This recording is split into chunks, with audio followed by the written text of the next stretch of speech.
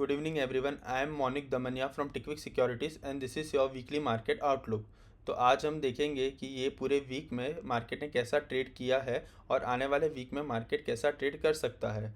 तो जैसे कि हम देख सकते हैं, फ्राइडे का फॉल -2.06% था, जो ये साल का क्लोजिंग बेसिस पे अगर हम देखेंगे तो सबसे वर्स्ट फॉल था मार्केट में। मैं ऐसा क्यों बोल रहा हूँ, क्योंकि हमने फ्राइडे को भी डिस्कस किया था कि जिस दिन बजट था, बजट के दिन भी जो मार्केट था वो -1.96% क्लोज हुआ था ऑन क्लोजिंग बेसिस, राइट। और जिस दिन इसराइल और ईरान का वॉर हुआ था उस दिन भी मार्केट बड़े गैप डाउन के साथ ओपन हुआ था, बट ऑन क्लोजिंग बेसिस अगर हम देखते हैं तभी भी मार्केट -1.24% ही क्लोज हुआ है। लेकिन अगर हम कल का फॉल देखें तो क्लोजिंग बेसिस पे मार्केट -2.06% क्लोज हुआ है। तो ये 2026 का सबसे वर्स्ट फॉल है जो हमने फ्राइडे को देखा, राइट। तो जैसे कि आप देख सकते हैं, हमने पहले भी डिस्कस किया हुआ था कि ये जो गैप फिल करेगा मार्केट, राइट। तो हमने ये गैप के लिए एक बॉक्स बना के ही रखा था और जो फ्राइडे की क्लोजिंग थी निफ्टी की, वो इस बॉक्स के अंदर ही आई हुई है, राइट। तो आगे जाके मार्केट कैसा ट्रेड करेगा वो हम एक बार देख लेते हैं। तो अगर हम देखें, एक बार वीकली चार्ट पे आ जाते हैं निफ्टी के, राइट। तो अगर हम ये वीकली चार्ट देखेंगे तो मार्केट ये पूरे वीक में 5.31% गिरा है, जो कि बहुत ज़्यादा होता है एक वीक में गिरने के लिए, राइट। तो आने वाले वीक में मार्केट के क्या लेवल्स बनते हैं वो एक बार चेक कर लेते हैं। तो यहाँ पे हम देख सकते हैं जो ब्लू लाइन है वो 100 EMA है और जो रेड लाइन है वो 200 EMA है। तो जैसे कि हम देख सकते हैं कि अभी निफ्टी बिटवीन 100 एंड 200 EMS आ चुका है, राइट। तो आगे जाके जो कौन से सपोर्ट्स बन रहे हैं वो मैं आपको बना के दिखा देता हूँ एक बार, राइट। तो ये जो लेवल बनेंगे वो थोड़े स्ट्रॉन्ग सपोर्ट बनेंगे मार्केट में आने वाले दिनों में, राइट। तो ये इसको हम मार्क कर लेते हैं। तो वो जो है अराउंड 22,000 और 22,200 के बीच में लेवल्स बनते हुए दिख रहे हैं हमको, राइट। बट उसके लिए सबसे पहले मार्केट को ये गैप फिल करना पड़ेगा और उससे ज़्यादा गिरना पड़ेगा, क्योंकि जो लेवल्स की हम बात कर रहे हैं इट मीन्स कि हमारा एक्सपेक्टेशन है कि मार्केट ये लेवल से और 1,000 पॉइंट गिरेगा। तो ये हम प्रोबेबिलिटी देख रहे हैं ऑन वीकली टाइम फ्रेम। एक बार डेली टाइम फ्रेम पे भी देख लेते हैं। ठीक है, तो डेली टाइम फ्रेम पे भी हम देखें तो हमें वही लेवल्स दिखते हुए दिख रहे हैं, क्योंकि कोई छोटा सा कोई माइनर सपोर्ट भी हमें बीच में नहीं दिख रहा है, क्योंकि ये भी जो ओपन हुआ था वो भी गैप के थ्रू ही हुआ था, जैसे कि हम देख सकते हैं, राइट। तो फिलहाल के लिए हम यही सेटअप से चलेंगे कि अगर मार्केट का ने ये गैप फिल करके अगर और गिरावट आती है तो बहुत हाई चांसेस है कि हम 22,200 से लेकर 22,000 के लेवल निफ्टी में देख सकते हैं, राइट। तो अगर हम देखें अभी तक का ये जो फॉल है निफ्टी में, मैं आपको बता देता हूँ एक बार कि अगर हम ऑल टाइम हाई कंसिडर करें जो कि यहाँ पे है और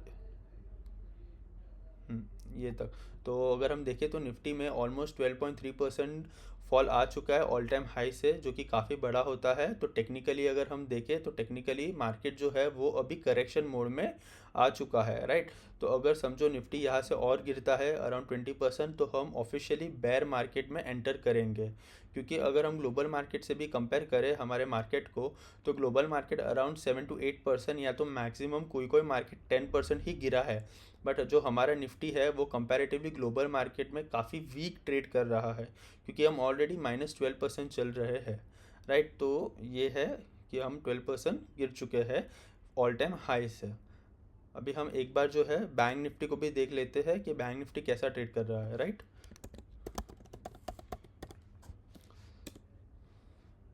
ओके। तो बैंक निफ्टी को अगर हम देखेंगे तो 53,600 के जो लेवल है उसके, वहाँ पे वो काफ़ी स्ट्रॉन्ग सपोर्ट है। तो वो हमने ऑलरेडी हमारे पोस्ट मार्केट आउटलुक में डिस्कस किया था और प्री मार्केट आउटलुक में भी डिस्कस किया था फ्राइडे को, राइट।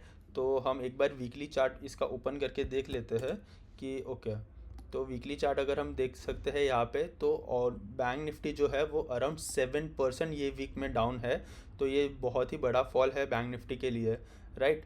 तो अगर हम देख सकते हैं यहाँ पे, तो ये 100 EMA के पास बैंक निफ्टी ने सपोर्ट लिया है on weekly time frame, right. तो अगर आगे जाके ये कहाँ सपोर्ट ले सकता है, हम उसके सपोर्ट एक बना के रख देते हैं लेवल्स।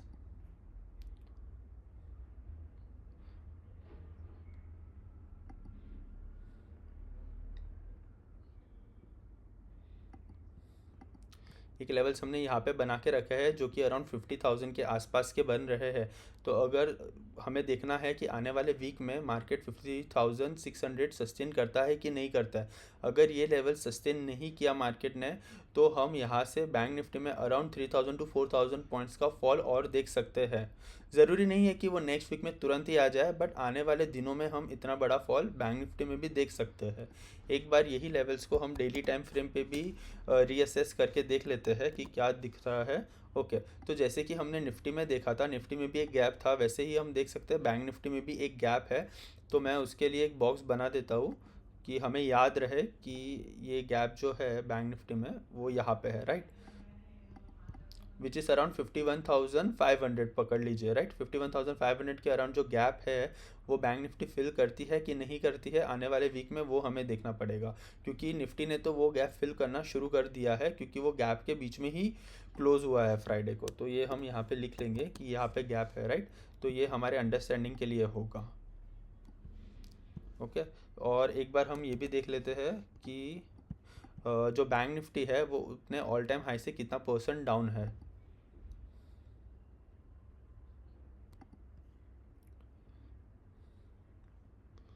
ओके, जो बैंक निफ्टी है वो अराउंड 13% अपने ऑल टाइम हाई से डाउन है।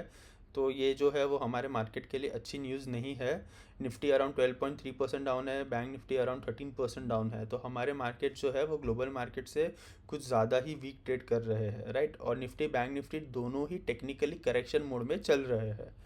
तो हमें आने वाले वीक्स में जो लेवल्स हमने मार्क किए हैं वो लेवल्स पे हम ध्यान देंगे कि आगे जाके बैंक निफ्टी कैसा ट्रेड करता है, राइट, कि हमें कोई रिवर्सल देखने को मिलेगा ये लेवल से कि नहीं देखने को मिलेगा।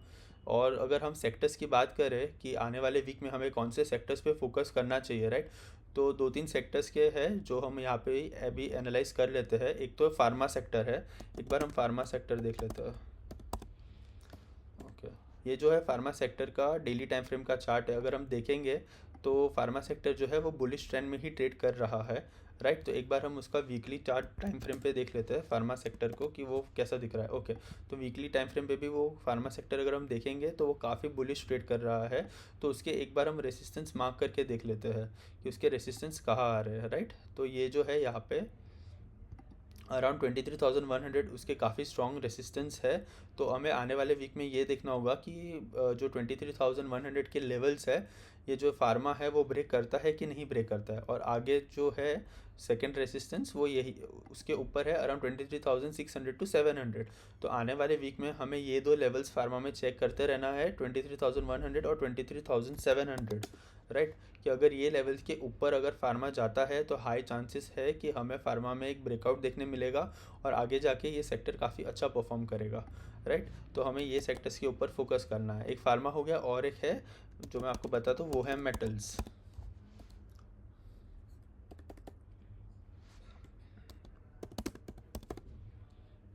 मेटल इंडेक्स को एक बार देख लेते हैं। तो मेटल इंडेक्स एक्चुअली अगर फ्राइडे का हम देखेंगे फॉल 5% गिरा था। It was one of the worst performing sectors, but ठीक है कोई बात नहीं, क्योंकि जो बाकी के सेक्टर्स जो गिरे हैं वो बहुत ज़्यादा गिरे हैं कंपैरेटिवली।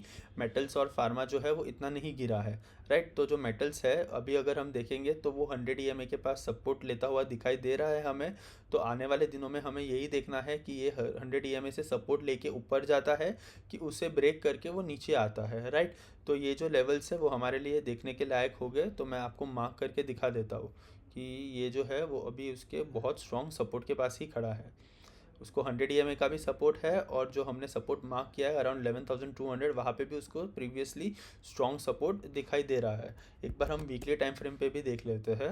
ओके, तो वीकली टाइम फ्रेम पे भी देखेंगे तो ये काफ़ी बुलिश है। और वीकली टाइम फ्रेम पे भी अगर हमें सपोर्ट मार्क करने होंगे तो वो भी मैं कर देता हूँ कि ये जो लेवल्स है उसके फर्स्ट सप फर्स्ट सपोर्ट जो है सॉरी फर्स्ट सपोर्ट जो है वो अराउंड 10,700 के पास बनता हुआ दिखाई दे रहा है हमें।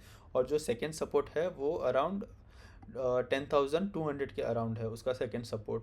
बट जो क्रूशियल सपोर्ट है वो 11,200 के अराउंड है। तो आने वाले वीक में हमें यही देखना है कि ये जो सपोर्ट के पास से हमें रिवर्सल देखने को मिलता है कि नहीं मिलता है, राइट। तो ये जो लेवल्स है वो हम अच्छे से देखेंगे। और एक सेक्टर की अगर मैं बात करूँ तो वो सेक्टर का नाम है डिफेंस। तो एक बार हम डिफेंस का चार्ट देख लेते हैं। ओके। तो डिफेंस में जैसे कि हमने डिस्कस किया था कि हमें लगा कि यहाँ पे ब्रेकआउट आया है, बट वो ब्रेकआउट से वो एक्चुअली ब्रेकआउट नहीं था, वो फेक आउट हो गया और मार्केट नीचे आ गया है, राइट। बट ये लेवल्स जो है अभी भी अगर हम डिफेंस देखें तो डिफेंस टेक्निकली तो स्ट्रांग ही लग रहा है। वो अपने 100 EMA के पास अभी सपोर्ट ले रहा है, राइट। तो यहीं पे ट्रेड कर रहा है, तो हमें देखना होगा आने वाले वीक में कि ये 100 EMA जो है वो जो 200 EMA है उसको ब्रेक करके नीचे जाता है, या फिर यहीं से हमें रिवर्सल देखने को मिलेगा ये सेक्टर में।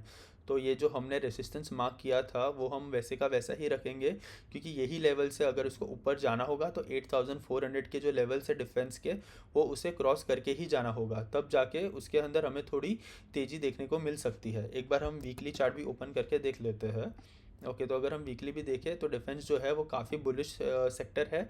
तो अगर हम देखेंगे तो अभी ये वाले, अगर हम प्रीवियस वीक देखेंगे तो ब्रेकआउट था, बट ये वीक में वो थोड़ा फेक आउट जैसा हो गया है। और उसके जो इमीडिएट सपोर्ट्स है वो मैं बता देता हूँ आपको।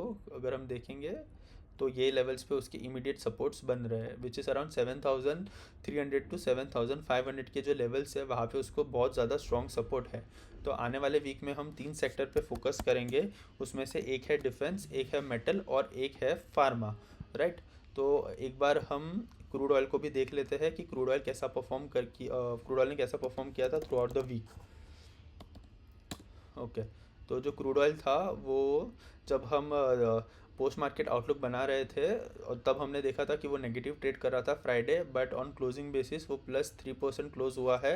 अगर हम वीकली टाइम फ्रेम देख ले तो वीकली टाइम फ्रेम में वो ओवरऑल ये वीक पूरा 8% ऊपर था, राइट। बट हमारे लिए जो लेवल्स है जो हमने पहले भी मार्क करके रखे थे वो है 9500 के, ये फिर से रेसिस्टेंस क्रॉस नहीं करना चाहिए, क्योंकि जब जब क्रूड $100 क्रॉस करता है तो वो बहुत बुरी न्यूज़ होती है हमारे लिए।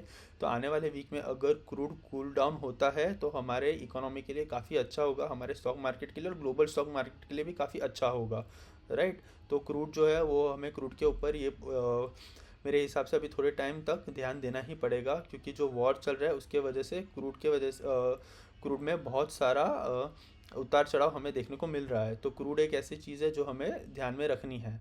अपार्ट फ्रॉम क्रूड एक बार हम USD INR भी देख लेते हैं। ओके, तो USD INR, ओके, तो USD INR जैसे कि हम देख सकते हैं उसने 92.5310 का हाई लगाया था।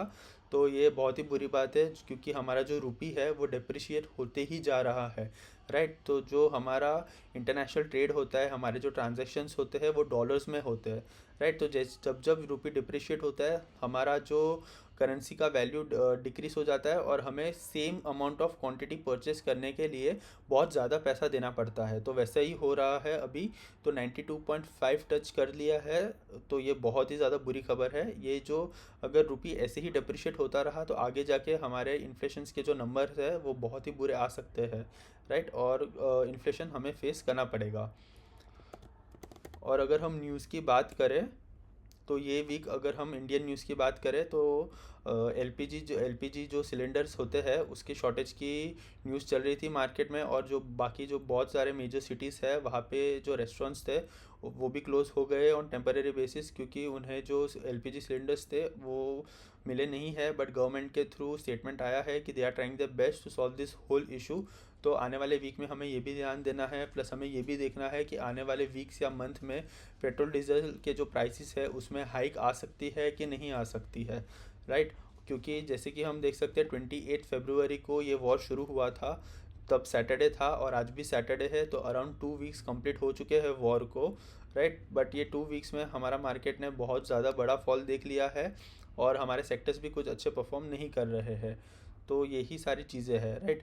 तो जब मार्केट में इतनी बड़ी गिरावट आई है विच इज़ अराउंड 12 to 13%, तो बहुत लोग सिर्फ एक ही सवाल पूछते हैं कि अबे हमें कौन से स्टॉक्स बाय करने चाहिए, क्योंकि बहुत अच्छी बाइंग अपॉर्चुनिटी दिख रही है। तो मैं आप सबको यही सजेस्ट करूँगा कि बहुत फेमस कोट है मार्केट में कि never try to catch a falling knife, right. तो अभी मार्केट गिरता हुआ दिख रहा है, टेक्निकली भी वीक है, तो हमें देखना चाहिए कि हम अभी कोई स्टॉक्स में घाई करके इन्वेस्ट ना कर ले, राइट। तो अगर आपको फिर भी इन्वेस्ट करना ही है तो मैं आपको 2-3 चीज़ें बता देता हूँ इंस्ट्रूमेंट जहाँ पे आप इन्वेस्ट कर सकते हैं। एक तो मैं आपको ETF सजेस्ट कर सकता हूँ, निफ्टी 20 और बैंक 20, उसके अंदर आप इन्वेस्ट कर सकते हैं। बट आपको ये भी ध्यान रखना है कि आपको आपका सारा कैपिटल एक ही साथ इन्वेस्ट नहीं करना है। बाइंग ऑन डिप स्ट्रेटजी जो होती है वो आपको यूज़ करनी है, और वो स्ट्रेटजी यूज़ करके आप निफ्टी 20 और बैंक 20 में इन्वेस्ट कर सकते हैं। जैसे कि एग्जांपल दे रहा हूँ मैं आपको भी, 12-13% पे आप थोड़ा बाई कीजिए। अगर मार्केट में अगर और गिरावट आती है अराउंड 4 to 5% और, तो फिर आप तभी थोड़ा ऐड कीजिए। तो आपको जब जब ऐड करना होगा, जब जब मार्केट में 4 to 5% की गिरावट आएगी, आप तब तक निफ्टी 20 बैंक 20 ऐड कर सकते हैं। अगर आप 20 में और या ईटीएफ में इन्वेस्ट करना नहीं चाहते हैं, तो दूसरा ऑप्शन आपके पास बचता है, वो है म्यूचुअल फंड्स। तो अगर आपको इंटरेस्ट होगा तो आप म्यूचुअल फंड में भी इन्वेस्ट कर सकते हैं। तो आगे जाके आपको रिटर्न्स अच्छे मिलेंगे। शॉर्ट टर्म में आपको रिटर्न्स इतने अच्छे नहीं दिखेंगे, बट लॉन्ग टर्म अगर आप बात करोगे तो आपको म्यूचुअल फंड में अच्छे रिटर्न्स दिखेंगे। और अगर आप निफ्टी 20 या बैंक 20 बाय करते हो ईटीएफ्स, तो जैसे जैसे मार्केट में रिकवरी आएगी तो आपको अच्छे रिटर्न्स दिखाई देंगे आपके पोर्टफोलियो में, राइट। तो यही सारी चीज़ें हैं। तो ये जो आज का हमारा वीकली मार्केट आउटलुक है उसको हम समराइज़ करेंगे। और समराइज़ करते हुए मैं ये बोलूँगा कि हमारा मार्केट बहुत ज़्यादा वीक है, टेक्निकली करेक्शन मोड में है। तो जो भी ट्रेडर्स है उनको बहुत ध्यान से ट्रेडिंग करनी पड़ेगी आने वाले वीक में। और जो सेक्टर्स है जिन पे आपको फोकस करना है, मैंने 3 सेक्टर्स बताए। वो 3 सेक्टर्स है डिफेंस, फार्मा और मेटल। तो आप इन 3 सेक्टर्स पे देख सकते हैं। ओके। और जो लेवल्स है हमारे, जो हम ट्रेडिंग के लेवल्स जो डिस्कस करते हैं, तो मंडे को प्री मार्केट आउटलुक में हम फिर से निफ्टी बैंक निफ्टी के जो ट्रेडिंग के लेवल्स है वो एक बार डिस्कस कर लेंगे। ठीक है। Thank you for watching.